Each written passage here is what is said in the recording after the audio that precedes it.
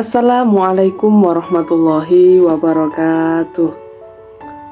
Bismillahirrahmanirrahim. Alhamdulillahi rabbil alamin. Nahmaduhu wa nasta'inuhu wa nastaghfiruh wa na'udzu billahi min sururi anfusina wa min sayyiati a'malina. May yahdihillahu fala mudhillalah wa may yudlil fala hadiyalah. Ashhadu an la ilaha illallah wahdahu la syarikalah wa ashhadu anna Muhammadan abduhu wa rasuluh.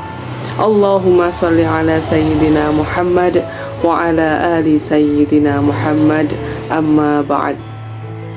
Mahasiswa dan mahasiswi yang saya cintai sekaligus saya banggakan, sebelum kita memasuki materi pada perkuliahan agama kali ini, marilah kita bersama-sama sejenak menundukkan kepala agar apa yang kita pelajari mendapatkan ridhonya Allah Subhanahu wa ta'ala dan kelak bisa bermanfaat di dunia maupun di akhirat. Ila hadratin Nabiyil Mustafa Muhammadin sallallahu alaihi wasallam. Al-Fatihah.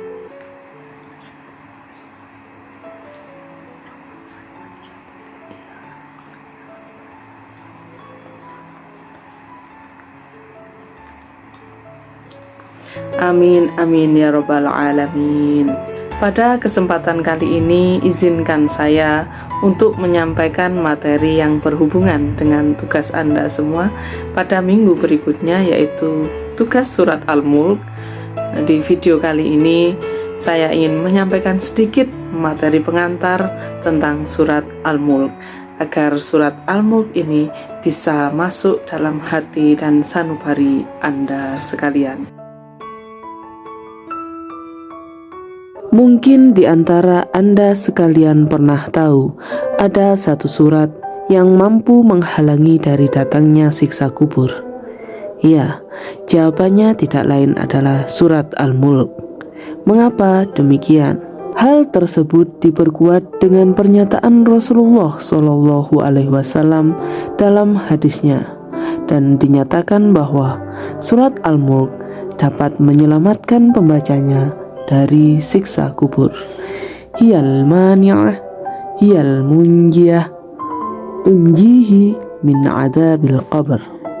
Rasulullah sekaligus berharap dalam hadisnya yang lain, lawadittu annaha fi qalbi kulli insanin min ummati, di mana surat Al-Mulk ini bersemayam di hati setiap mukmin. Coba kita maknai lebih dalam hadis yang terakhir. Lawadittu berasal dari kata mawaddah. Di manakah kita sering mendengar kata mawaddah? Benar sekali, dalam sebuah pernikahan. Dalam pernikahan ada istilah sakinah, mawaddah, warahmah. Orang yang sudah menikah dalam Al-Quranul Karim pertama kali diberikan sakinah, yang berasal dari kata sukun, yang artinya berhenti. Orang yang sudah menikah, hatinya akan diam. Sebelum menikah, semua masih dilirik, hatinya kemana-mana. Nah, begitu sudah menikah, maka hatinya diam. Hati yang awalnya bergolak-golak terus, berhenti kemudian pada satu orang. Sakinah masih berbentuk cinta secara abstrak, namun jika berkembang, maka akan masuk pada level selanjutnya, yaitu mawaddah. Sehingga mawaddah adalah level lanjutan dari kata sakinah. Sakinah yang berbentuk abstrak akan berkembang menjadi mawaddah yang berbentuk konkret, berupa sebuah bukti dari cinta itu. Sekarang coba renungkan hadis ini. Rasulullah Shallallahu Alaihi Wasallam menggunakan kata mawaddah untuk menunjukkan apa? Ya, sangat inginnya Rasulullah Shallallahu Alaihi Wasallam. Harapannya surat Al-Mulk ini akan ada pada hati setiap muslim. Dan jika sudah terpendam dalam hati, nanti akan benar-benar memahaminya. Setelah itu akan melahirkan sebuah amal yang konkret. Itulah tujuannya. Menurut Dr. Muhammad Yahya PhD menyatakan bahwa isi surat Al-Mulk terdiri dari ayat 1 sampai 4 menceritakan tentang kekuasaan Allah Subhanahu wa taala. Ayat 5 sampai 15 menceritakan tentang surga dan neraka. Ayat 16 sampai 22 menceritakan tentang ancaman yang tiba-tiba. Kemudian ayat 23 sampai 24 mengisahkan tentang kehidupan singkat manusia. Ayat 25 sampai 27 menceritakan tentang kapan masuk surga dan neraka bagi manusia, dan sekaligus ayat terakhir ayat 28 sampai 30 menceritakan tentang lemahnya manusia. Pada video kali ini mungkin saya hanya akan menjelaskan 3 ayat dari surat Al-Mulk. Namun, 3 ayat ini cukup menjelaskan tentang tujuan dari mempelajari surat Al-Mulk. Di antaranya, surat Al-Mulk menjelaskan tentang tujuan kita hidup di dunia ini. Dan ini sangat penting kita jadikan sebagai pedoman dan rumus untuk kita menjalani kehidupan ini, terutama tentang konsep husnul khotimah. Konsep tentang siapakah orang yang sukses itu dalam pandangan surat Al-Mulk. Kita mulai saja. Bismillahirrahmanirrahim. Tabarakallazi biyadihil mulku wa huwa ala kulli syai'in qadir. Tabarak dalam Quran terjemahan diartikan sebagai Maha Suci. Namun tabarak itu berasal dari kata barokah yang oleh para mufassirin dimaknai pertama, ziyadah anil khair, yakni bertambah terus kebaikannya. Saya contohkan, misal kita mempunyai usaha. Awal perolehannya dalam 1 bulan katakanlah Rp500.000. Bulan kedepannya jadi 1 juta. 3 bulan lagi jadi 3 juta. Nah, terus berkembang, ini namanya barokah. Yang kedua, maknanya yakni an-nuzum was-sabat. Artinya adalah tetap. Maksudnya tetap itu begini. Misal ada sebuah pohon jika bertambah tinggi, maka ia akan semakin bergoyang-goyang. Nah, ataupun gedung jika dibangun semakin tinggi, maka dia akan semakin bergoyang-goyang. Tetapi ini tidak. Semakin bertambah, semakin tinggi, maka akan semakin kokoh. Itu salah satu makna dari barokah tadi. Biyadihil mulk, yang dalam genggamannya segala kerajaan. Ada 2 kata malik dan kata malik. Kata malik artinya adalah yang memiliki, yang menguasai, dan kata malik artinya adalah raja. Allah Subhanahu wa ta'ala menyatakan bahwa dirinya malik, tapi juga sekaligus malik.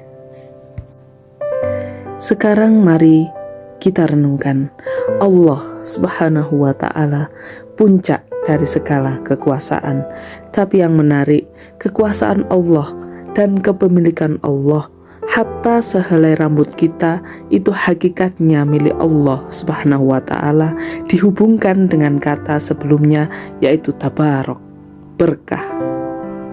Kata Allah Subhanahu wa ta'ala, kekuasaan di seluruh dunia ini dan merupakan semuanya milikku, dan itu hanya ada di dalam genggamanku saja ibaratnya.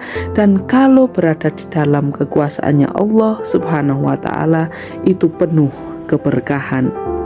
Dalam surat Al-Mulk itu yang pertama kali dikenalkan Allah Ta'ala tentang dirinya kepada kita. Allah itu raja, tapi bukan seperti raja yang membuat kita enggan. Karena semua pengaturan Allah mengandung kebaikan buat kita, yang kalau kita lakukan kebaikannya akan terus bertambah. dan menariknya tidak ada yang seperti itu kecuali Allah Subhanahu wa ta'ala. Wa huwa ala kulli syai'in qadir. Dan dialah Allah yang atas segala sesuatu apa saja qadir, menentukan kadar atau ukuran, termasuk pengaturan dalam hidup kita. Allah tahu ukuran paruh yang pas untuk berbagai burung. Allah desain singa menjadi pemakan daging. Allah tentukan ikan hidup di air. Dan Allah Subhanahu wa ta'ala spesialkan manusia dibandingkan dengan makhluk yang lain dengan menurunkan Rasulullah Shallallahu Alaihi Wasallam dan Al-Quranul Karim sebagai petunjuk. Semuanya sesuai dengan kadar masing-masing. Ayat berikutnya, Allazi khalaqal mauta wal hayata liyabluwakum ayyukum ahsanu amala wa huwal azizul ghafur. Berikutnya, Allah Subhanahu wa ta'ala menunjukkan kepada kita, dialah Allah, zat yang menciptakan kematian dan kehidupan. Kalau Anda disuruh memilih kalimat yang tepat, menciptakan kehidupan dan kematian atau menciptakan kematian dan kehidupan, rata-rata jawaban Anda pasti memilih kalimat menciptakan kehidupan dan kematian. Quran menarik. Yang disebut Allah terlebih dahulu adalah menciptakan kematian. Menurut para mufassirin, mengapa Allah menyebutkan kata kematian dahulu daripada kehidupan? Karena kita harus sadar, yang pertama kali ada dalam pikiran kita adalah mati, jangan hidup. Sebab kesadaran itulah yang membuat kehidupan kita penuh makna. Jadi, kematian bagi orang mukmin itu harus lebih disadari daripada kehidupan. Sedikit pembahasan tentang kata hayat. Di dalam Al-Quranul Karim ada dua istilah untuk menunjukkan kehidupan. Yang pertama hayatun, yang kedua hayawan. Hayatun berarti kehidupan yang tidak sempurna, dan hayawan berarti kehidupan yang sempurna. Hidup di dunia, coba Anda lihat di dalam Al-Quranul Karim selalu menggunakan kalimat hayatut dunia. Mengapa? Karena hidup di dunia tidak sempurna. Tapi kalau yang hidup sempurna itu kapan? Nanti di akhirat. Sebab waladarul akhirah lahiyal hayawan. Dan sungguh kehidupan di akhirat itulah kehidupan yang sempurna. Sekarang pertanyaan saya, mengapa hewan disebut hayawan? Karena memang hidup sempurnanya hewan ada di dunia ini. Bagi hewan, hidup sesungguhnya ya di dunia ini. Karena itu hewan disebut hayawan.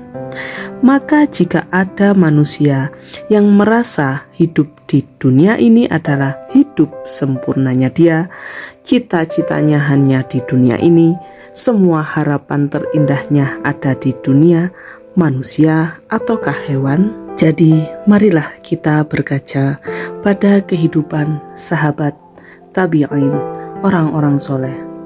Tidak ada satupun dari mereka yang memikirkan kehidupan abadi di dunia. Mereka memikirkan bahwasanya kehidupan sejati itu di akhirat.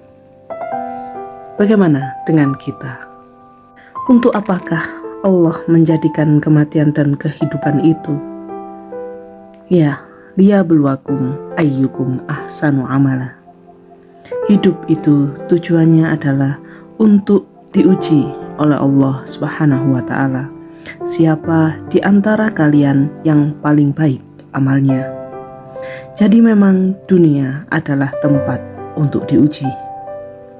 Tidak ada orang yang tidak diuji di dunia ini.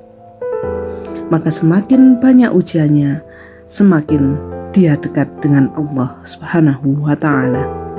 Untuk apakah ujian itu?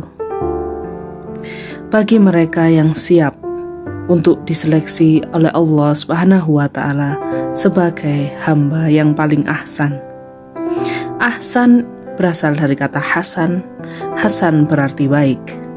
Ahsan artinya lebih baik.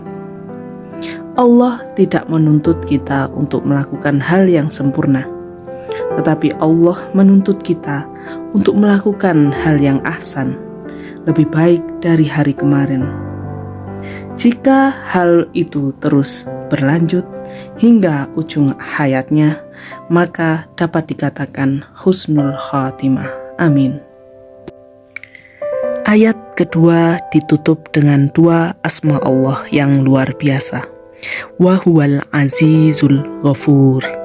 Setiap nama Allah yang berada di belakang ayat sangatlah penting untuk direnungi karena berkaitan dengan lafaz sebelumnya. Dengan sifat Al-Aziz, Allah seakan-akan memberitahu kita, jangan main-main kalian dengan aturanku. Dan karena sifat inilah manusia akan taat kepada Allah. Tetapi Allah juga mengetahui bahwa manusia terkadang melakukan kesalahan. Sehingga dengan sifat Al-Ghafur, seakan-akan Allah memberitahu, tidak apa-apa, coba lagi akan saya maafkan. Dan karena dua sifat inilah yang membuat kita senantiasa terus ingin mendekati Allah Subhanahu wa Ta'ala. Satu ayat terakhir. Allazi khalaqa sab'a samawatin tibaqa ma tara fi khalqir rahmani min tafawut farji'il basara hal tara min futur. Satu ayat yang telah terbukti secara sains dan menunjukkan akan kebenaran Al-Quranul Karim. Lebih jelas, kita simak bersama video berikutnya.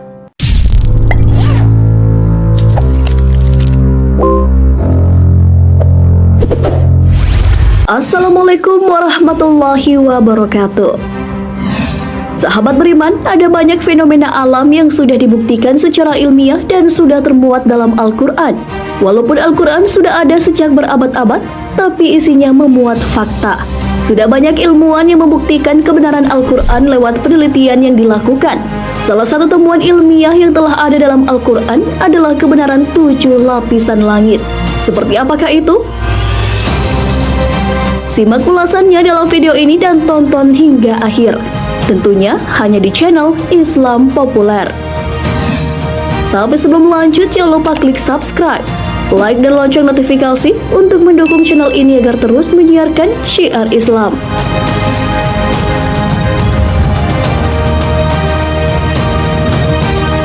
Komponen penyusun atmosfer bumi terdiri atas 78,17% nitrogen, oksigen 20,97%, sedikit argon 0,9%, karbon dioksida variabel tetapi sekitar 0,0357%, uap air dan gas lainnya.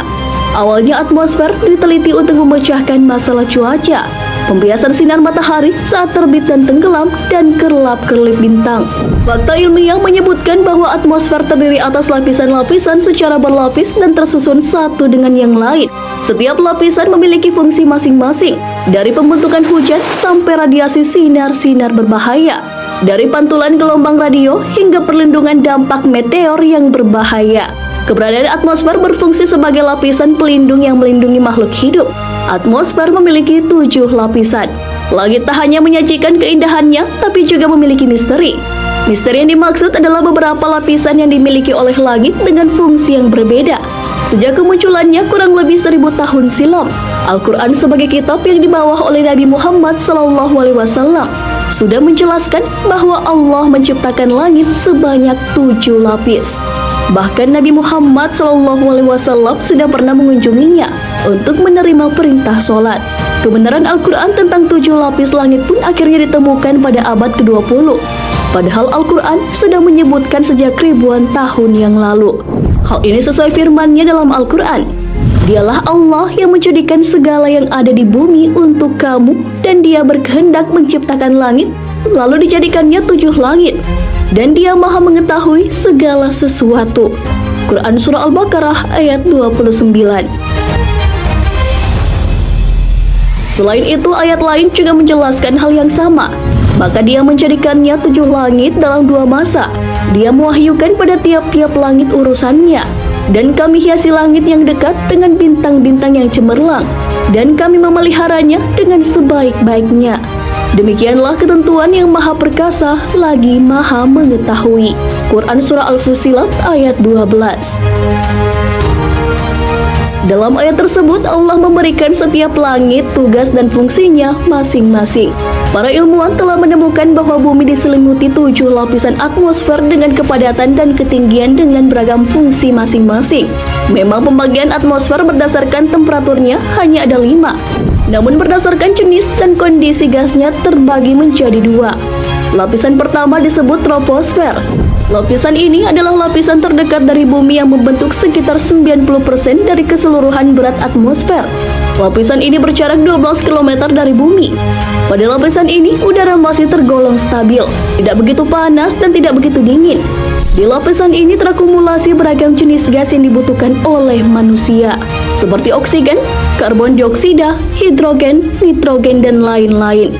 Peristiwa alam juga terjadi di lapisan ini, seperti petir, kilat, dan topan. Lapisan kedua disebut stratosfer. Lapisan ini berada di ketinggian 12 hingga 60 km. Di stratosfer terdapat lapisan ozon. Lapisan ozon inilah yang menghalau sinar matahari. Bayangkan jika tidak ada lapisan ozon, bumi akan menjadi sangat panas. Selanjutnya ada mesosfer. Di bagian ini suhu udara semakin tidak stabil. Setiap jarak 100 meter suhu udara akan turun 0,4 Celcius. Di lapisan ini juga meteor yang suhunya panas akan pecah berkeping-keping. Selanjutnya ada termosfer. Di lapisan ini terjadi peningkatan temperatur yang tinggi.